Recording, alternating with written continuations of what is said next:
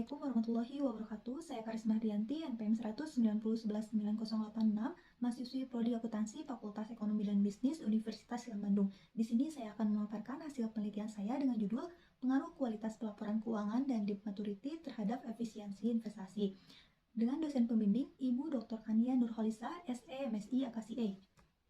Adapun fenomena yang melatar belakangi penelitian ini yaitu yang pertama, angka IKOR Indonesia mengalami peningkatan sebesar 5,12%. Peningkatan angka IKOR tersebut menunjukkan bahwa tingkat efisiensi investasi di Indonesia semakin menurun.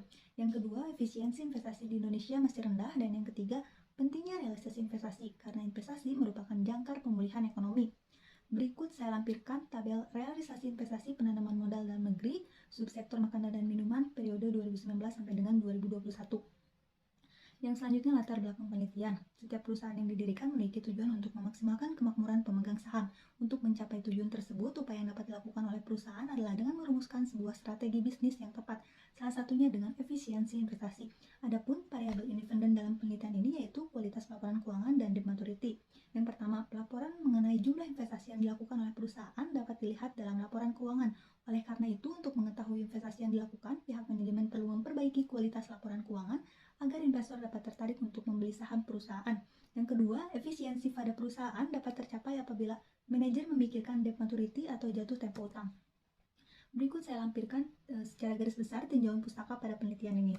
Yang selanjutnya kerangka pemikiran. Yang pertama, efisiensi investasi akan dipengaruhi oleh beberapa hal seperti kualitas laporan keuangan dan debt maturity. Yang kedua, terdapat 4 variabel lain yang mengontrol efisiensi investasi. Yang pertama, ukuran perusahaan, yang kedua, umur perusahaan, yang ketiga, tangibilitas aset, dan yang terakhir, arus kas operasi. Adapun berdasarkan kerangka pemikiran tersebut, didapat pengembangan hipotesis yang pertama, H1, kualitas laporan keuangan berpengaruh positif terhadap efisiensi investasi. H2, debt maturity berpengaruh positif terhadap efisiensi investasi. Yang selanjutnya metode penelitian. Objek dalam penelitian ini yaitu kualitas laporan keuangan, debt maturity, dan efisiensi investasi. Adapun metode penelitian yang digunakan yaitu metode verifikatif dengan pendekatan kuantitatif. Yang selanjutnya sumber dan teknik pengambilan data. Sumber data yaitu data sekunder. Data yang digunakan adalah data laporan tahunan perusahaan. Data diperoleh dari situs Bursa Efek Indonesia melalui www.idx.co.id. Yang selanjutnya, teknik pengumpulan data melalui metode observasi non-partisipan, studi pustaka, dan dokumentasi. Adapun populasi dan sampel. Populasi yang digunakan dalam penelitian ini adalah perusahaan manufaktur, subsektor makanan dan minuman yang terdaftar di Bursa Efek Indonesia periode 2019 sampai dengan 2021, yang mana menggunakan teknik pengambilan sampling, non-probability sampling dengan purposive sampling. Berdasarkan kriteria sampel yang telah dilakukan, terdapat 19 perusahaan dengan 57 data laporan keuangan yang telah diaudit.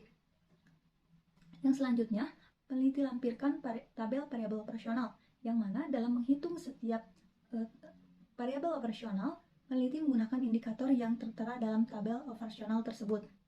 Yang selanjutnya, teknik analisis data.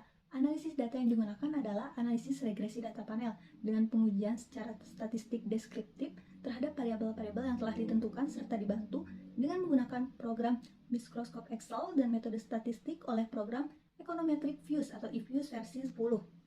Yang selanjutnya, rancangan pengujian hipotesis. Ada metode estimasi regresi data panel, yang kedua pemilihan model regresi data panel, yang ketiga uji normalitas, yang keempat uji asumsi klasik, yang kelima uji signifikasi meliputi uji F dan uji T. Adapun koefisien determinasi R-square. Yang selanjutnya hasil analisis data. Di dalam deskriptif statistik, untuk hasil dan pembahasannya dapat dilihat sebagai berikut, yang mana dapat disimpulkan yang pertama, PT Mayora Indah Tbk menggunakan dana secara efisien dalam kegiatan investasi pada tahun 2021. Yang kedua, PT Bumi Teknokultura Unggul Tbk merealisasikan arus kas pada tahun 2020 sesuai estimasi dengan model kerja aktual.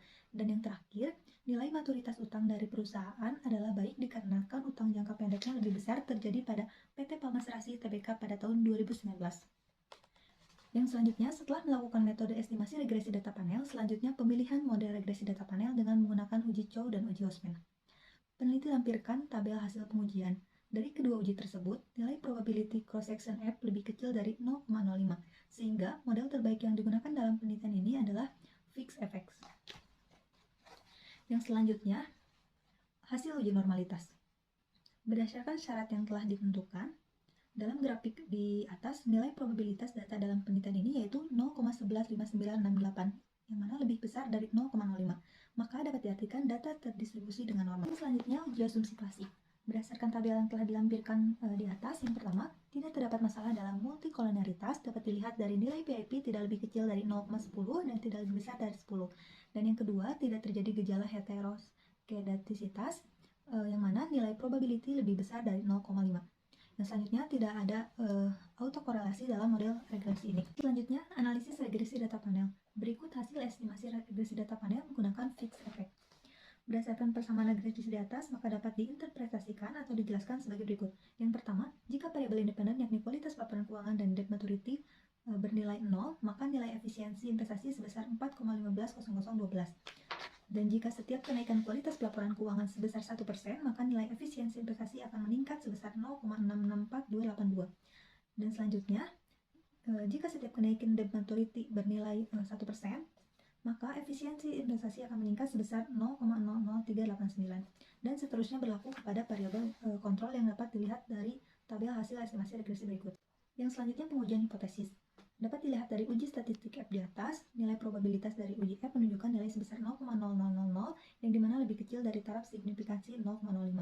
Sehingga dapat disimpulkan bahwa variabel independen berpengaruh secara simultan terhadap efisiensi investasi.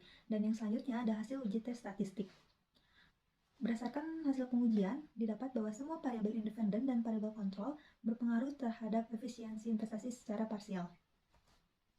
Dan selanjutnya ada koefisien determinasi atau R-square, yang mana pembahasan untuk hasil penelitian tersebut dijelaskan dalam kesimpulan. Yang selanjutnya kesimpulan. Dapat disimpulkan bahwa yang pertama, kualitas pelaporan keuangan secara parsial berpengaruh positif terhadap efisiensi investasi dengan kontribusi sebesar 49,650%. Yang berarti apabila kualitas pelaporan keuangan yang dipersiapkan dengan baik akan meningkatkan efisiensi investasi dan mengurangi asimetri informasi yang akan mendorong terjadinya overinvestment atau underinvestment. Dan yang kedua, debt maturity secara parsial berpengaruh positif terhadap efisiensi investasi dengan kontribusi pengaruh sebesar 39,29%. Dikarenakan tingkat risiko sistematik di sektor manufaktur, subsektor makanan dan minuman sebagian besar didorong oleh cara perusahaan membiayai investasi mereka dengan menggunakan lebih banyak utang jangka pendek. Sekian dan